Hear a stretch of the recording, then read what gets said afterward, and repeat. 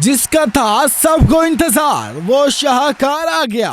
जी हाँ, पाकिस्तान में Pakistan super league season 6 फिर से शुरू होने जा रहा है, जिसके सिलसिले में पाकिस्तान क्रिकेट बोर्ड ने सीजन 6 नया ऑफिशियल सॉन्ग रिलीज कर दिया, जिसको कुछ घंटों में यूट्यूब पर 1 मिलियन से ज्यादा लोग देख चुके हैं। इस गाने में फोक और हिप हॉप का तड़का लगाया है गुलकारा नसीबोलाल और आयमा बेग ने, लेकिन इसके साथ लोगों ने इस गाने को क्रिटिसाइज भी किया। सोशल मीडिया पर लोगों ने गमो गुस्से के इजहार करते हुए कुछ ऐसे मीम्स बताए हैं जिनमें दिलचस्प तस्वीरें मुलाहिजा कीजिए।